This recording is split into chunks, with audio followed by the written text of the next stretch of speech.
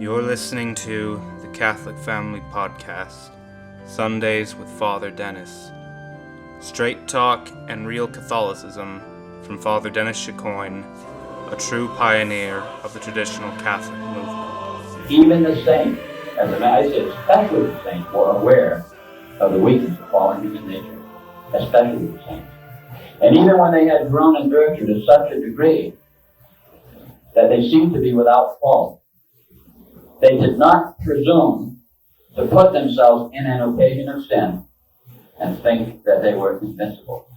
They knew enough to realize that if they placed themselves in an occasion of sin without any good reason, they also could fall. And when someone has reached heights in spiritual life and falls, they usually fall harder than someone who's not striving for virtue.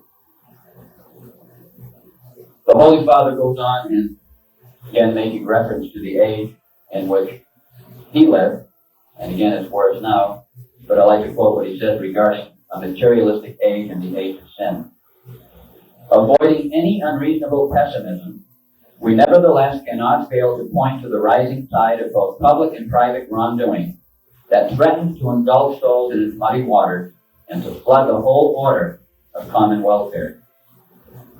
Just as every period of history puts some characteristic imprint as a seal on its actions, so our own age is displaying its defects in such symbols as past centuries have not seen, except perhaps in association with the same meaning.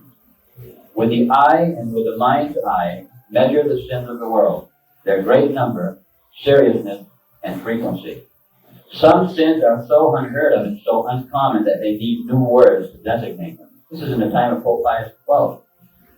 Again, can you imagine people listening to these words and not doing anything about it? Again, you could see the handwriting on the wall. It was the Holy Father just crying out, saying in effect to the people, "Wake up, can't you see what's going on?" He realized what would happen beyond his day if his words were not listened to.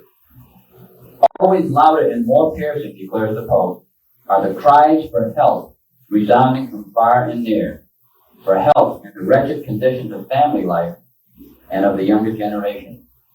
There seems to be unanimous opinion that the morality of a very great number of youth is continually on the decline. We could not name a better objective than the salvation of family and youth, for which the Church might aim all her efforts. Again, a plea on the part of the Pope. We as individuals, as members of family, individual families, have to do everything within our power to strengthen the family. Again, this is an all-out war between the forces of Christ and the forces of AntiChrist. It is even more disturbing, the Pontiff goes on, to see that artfulness with which the contagion is spread so openly and systematically by means of immoral shows, films, novels, and magazines. The people, especially the young and adolescent, are infected with vice and likewise with irreligion as though with disease. If it be objected that such evil has existed in every era, that the complaint is nothing new, this may be granted. But also in the past, at the cost of great effort, there has been at least some degree of success in restraining the evil or restricting its course. Today, that same current may rush like a flood through a break in a dike, ruining cities, devastating hillsides, and submerging entire populations in a filthy tide. Now again, we live in an age where anything goes. And the big cry is, I have my rights. If I want to stand on TV, be on TV, and take God's name in vain, and use every four-letter word in the book, I have my rights. This is the age in which we live. And someone tries to prevent evil from taking place, he or she's in court, being sued by someone, because her rights or his rights were infringed upon.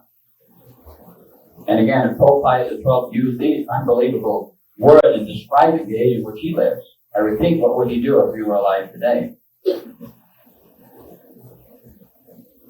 We shall not now, says the Pontiff, discourse upon the latent hereditary characters transmitted to offspring, or the considerable influence these will have on the future development. Sometimes these hereditary traits point an accusing finger at the disorders in the life of the parents, who have such grave responsibility to give their children a truly Christian education, even at the cost of great sacrifice. O fathers and mothers, whose reciprocal love the faith of Christ has sanctified, prepare yourselves well before the time for the birth of your children. Prepare the atmosphere of the home with a purity in which their eyes and minds will open to light and life, an atmosphere that will surround with the sweetness of Christ every step of their moral development. Again, the importance of you, yourselves, as parents, having the faith, knowing the faith, so that you can pass it on to your children. We've heard quite often on mission, people come out with something like this. Say you meet someone for the first time and you're trying to explain what's taking place. And some will come back and say, well, supposing what you say is true. I mean, where am I going to take my children to church? I have to take them somewhere. You say, but that's not Mass. Well, I know. Some have actually said, well, I know it's not, but I have to take them somewhere. Isn't that a tragedy? On one hand, saying they know that's not Mass, you like say, well, I know that's not right. I know by going to that school they're not being taught the truth, but they have to go somewhere. Again, that's not even logical. Be just as logical as saying, well, if he doesn't deny Christ, he's going to be put to death. I know he shouldn't deny Christ, but I mean, you expect him to die? Thank God the martyrs or the apostles did not have that attitude. Again, we have to make some very tough decisions today. And in making these tough decisions, at times we will be very unpopular. And again, looked upon as being fanatics, not being prudent. While I agree there is prudence, I repeat, we cannot use prudence to such a degree that we wind up compromising our faith. The Holy Father goes on, pointing out again the authority that parents have been given by God to influence upon their children. Defective use of their authority was pointed out by the angelic pastor as one elementary failing of many parents, a reason for the fruitlessness of the ethical instruction given to their sons and daughters. In particular, by conforming too often to customs, they surrender the authority which they ought rather to observe, within due limits, but effectually, whether to impose true standards or to impose false ones. They are wrong when they give way to a modest fashion. Some are further to be blamed for their thoughtlessness in encouraging, if not actually demanding, such seriously improper attitudes.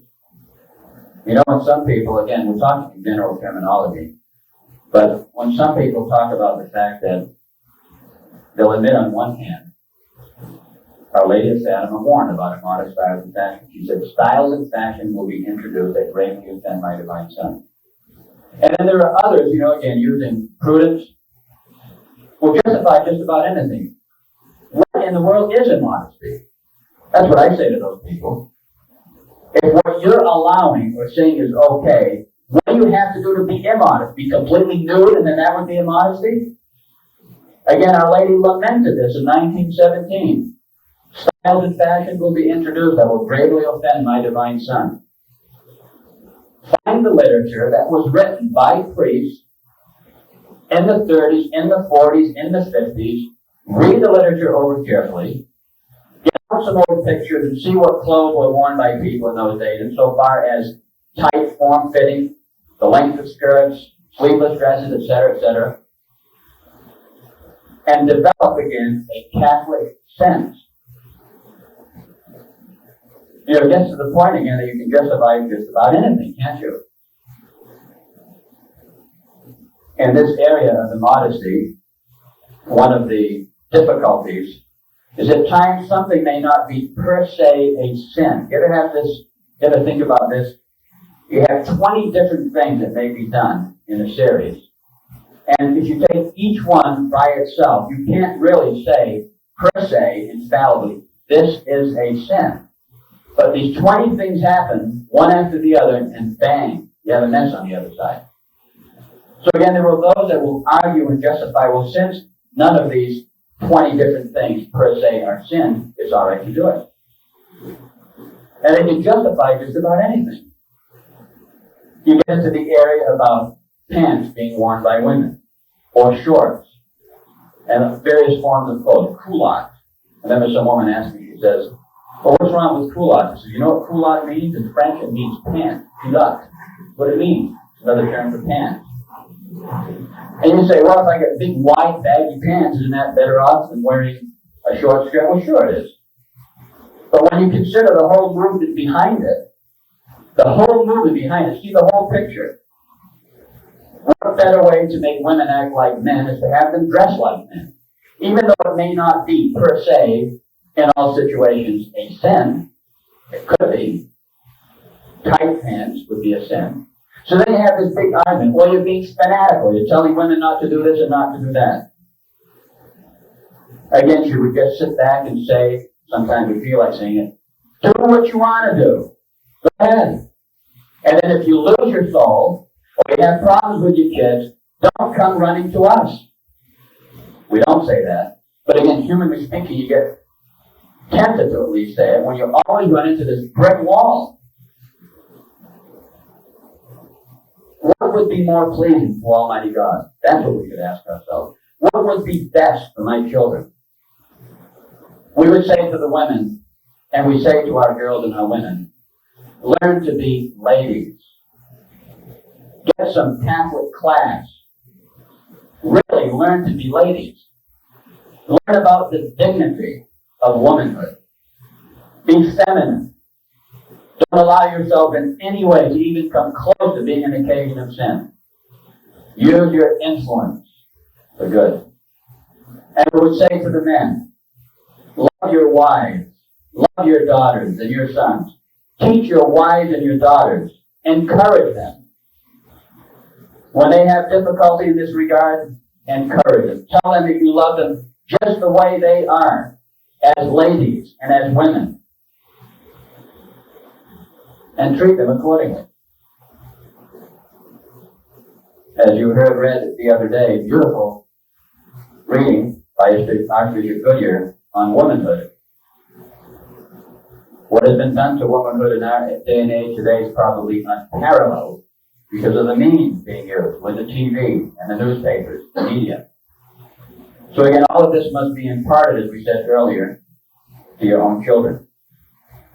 Pope Pius XII goes on, O Christian mothers, if you did but know what a future of inner torment you are inviting to your sons and daughters, by your imprudence in rearing them accustomed to go about partially clothed, making them lose the simple sense of modesty, you would blush. Further, you would fear risking ignominy to yourselves and injury to the children Heaven has entrusted to you for their nurture as Christians. And again, you can have someone turn back and say, gee whiz, she's only 3 or 4 years old. What are you, a nut? You a fanatic or something? You think there's something wrong with a 3 or 4 year old? You're trying to instruct the children. They learn when they're 1 year old, 2 years old. Are you going to allow them, you're going to teach them something or allow them to do something, which is not an occasion of sin, obviously, but you're going to allow them to do something where they become accustomed to it, and then at some point in time say, you shouldn't have done that, now you're going to do this. If they don't know anything other than that which is right and good, you won't have any problems. But if you introduce into the lives of your children a double standard, you're going to have difficulty.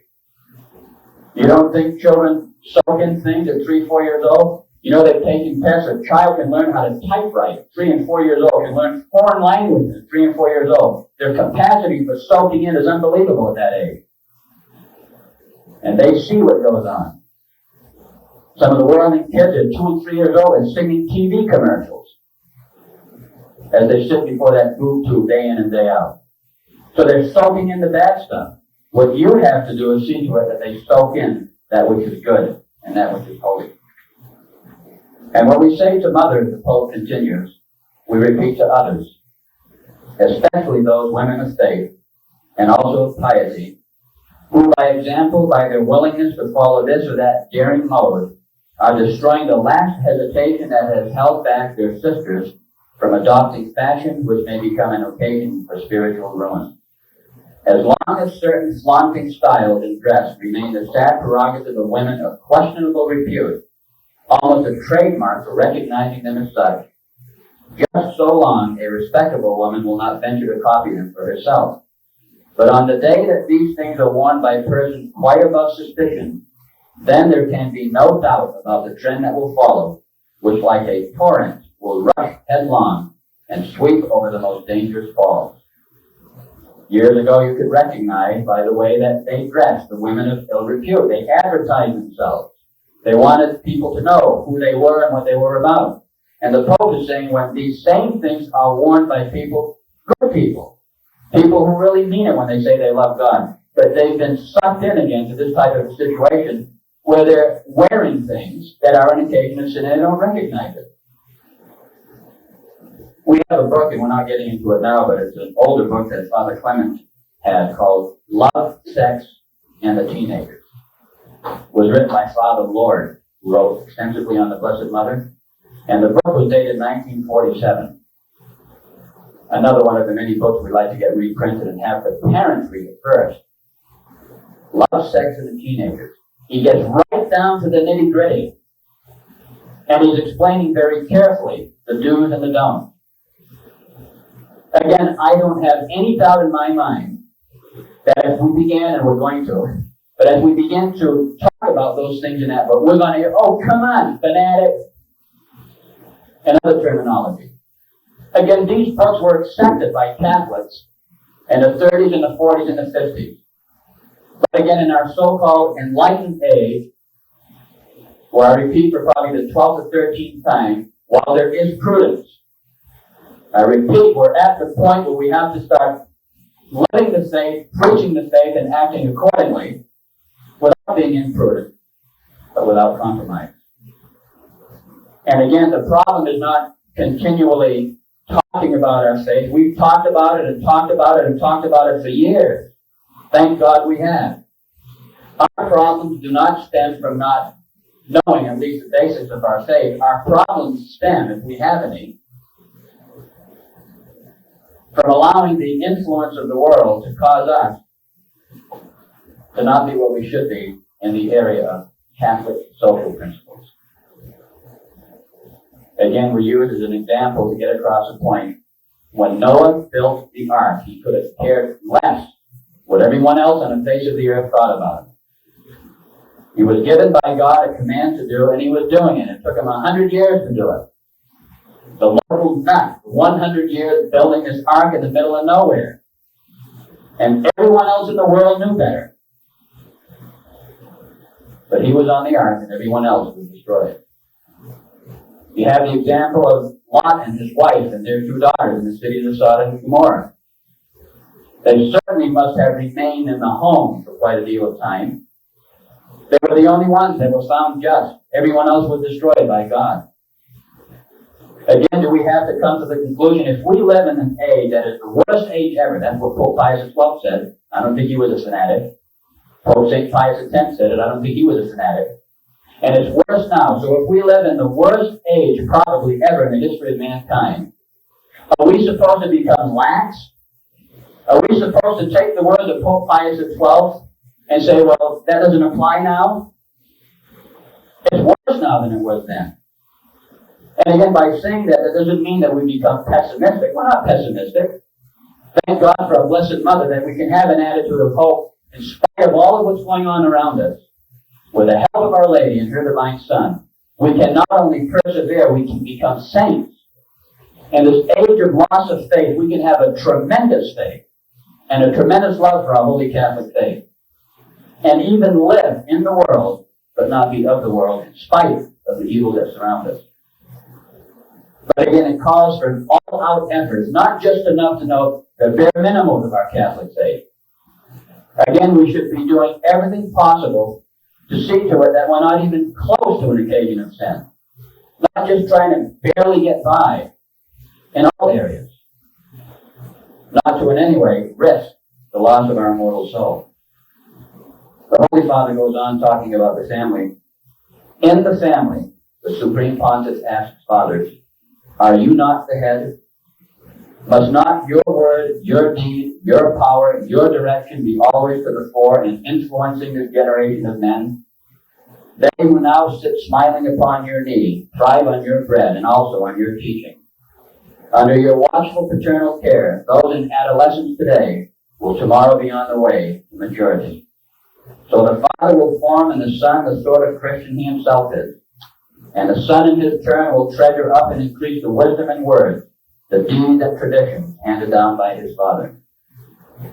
Have you ever had the experience, and again, I'm sure you all have, when you were a little child especially, and your father told you something, and you're with your friend, your little friend, and you're arguing going back and forth, saying, no, that's not true. How do you know? My father told me. He's infallible to a little child, right? So everything the Father said sinks right in. And I repeat, as a father uses his influence right at the very beginning, son, you can't do this. This is not pleasing to God. You teach the children that sin is displeasing to Almighty God. The worst thing they could do was sin. The worst thing they could do is to hurt Jesus. I remember again another example in a family where this very thing was being done, was being taught. And how this little girl did something wrong and she was scolded by her father, and I was there and saw what took place. And in this particular place, there was a chapel attached to the house. And the father says, I want you to go in the chapel, and I want you to tell Jesus you're sorry. The little girl was about 3 years old. And she went up into the chapel right in the front by the communion room. She said, Dear Jesus, I'm sorry. And she's talking like this. I wanted to listen to what she was going to say. Bawling because she heard Jesus. Now again, if someone was raised like this continually, she wasn't a warped child. Normal child, she liked to go out and play. She had friends. But again, the parents were very careful who her friends were. And she was taught that the most important thing was, don't commit sin. Don't hurt Jesus. And again, the father, if the father is what he should be, especially with the boys, how tremendous that's going to be. How this is going to be passed on through the children. If the mother is the heart of the family, he affirms on another occasion, the father is the head. So primarily on the father's valor, his wise manliness and diligence, there depends the sane and wholesome success of family life. Another quote, perhaps some mother will say, modern children are so hard to control. With this son or daughter of mine, there's nothing to be done. Nothing is of any use. It is true that at that age, of 12 to 15, many do seem intractable, but why? Because from the time they were 2 or 3 years old, everything has been given or allowed, everything they had has been handed to them. Give careful attention that as your children grow up, you wield over them an authority that is benevolent and serene, strong and frank, not surrendering to every scene of tears and caprice. From the very dawn of their rational life, make them trustfully conscious of the touch of hands that delicately caress but still control and guide with untiring prudence. To combine graciousness with authority is to win, to triumph in that contest which becomes your duty as parents. And again, children at a very, very early age, they know exactly how to get what they want. It's like shedding a few tears. As soon as they get what they want, the tears dry up and they're satisfied. And again, that's why the parents have to be in control. They are the ones who were given that authority by God. And Pope Pius XII warns them not to squander that authority. He said one consideration is the strict right to tenure of authority, the right to give orders. Another is that moral preeminence with which effective authority is formed and adorned, made active and efficient, successful both in its influence over others and in obtaining true obedience. The first is the right conferred upon you by God, with the very act that makes you father and mother. The second is a prerogative that may well be acquired and conserved. Always be on your guard against anything that might lessen your authority. Beware of squandering that authority. So again, in our society, unfortunately, the state says, in effect, you don't have the right to teach your children what you want to if it interferes with the mind of the state. And that right, again, is a God-given right. And it's strange, when you think about a communist country, in a communist country, the rights are taken away from the people, right? And they're given to the state. Now, we don't live in a communist country, but we see what's happening. The rights of the parents are being taken away to some degree and given to the state. Again, the local social worker is like the local God. I repeat, kids run away, they don't like it, they go to the social worker, and that's it. We had a situation some time ago, 4 or 5 years ago, where a woman in California that we did not know had a problem with 2 of her sons. They're probably 13, 14 years old. They'd been in and out of the reform school, and somehow she met someone that we did know, and they asked her to send her kids up to our school. Well, we don't run a reform school there, but anyway, these 2 kids came up there, and they're actually given the choice. They were going to be locked up again in the reform school, and this woman pleaded with the judge, and at least try this to send them to a boarding school, et cetera, et cetera. They lasted 1 day. They were in school 1 day, and they ran. So we found out they were down at the police station. I went there and I talked to the policeman who was involved in working with young people. And I could see the kids behind the screen. And I said, I'd like to talk to them. He said, they don't want to talk to you. I said, well, can I talk to them? He said, no. And I said, well, were the parents notified? And he said, yes, they were. And I said, what's going to happen? He said, they're going to be put in the foster home. I said, you mean the mother wants it in the foster home? He said, no, the mother wants it in school, but they don't want to go. And the mother got all kinds of lip from the one who called her up. Just I'm the mother. And the guy said, listen, lady, this is what this man told me. He said, listen, lady, watch your language. Be careful. And here's her 2 sons, thousands of miles away from home. She wants them to go to a Catholic school. They don't want to go, and they're put in a foster home. Unbelievable. And really, what can we do about it? All we can do at this point is pray if there's any legislation to change that. We can try to change it.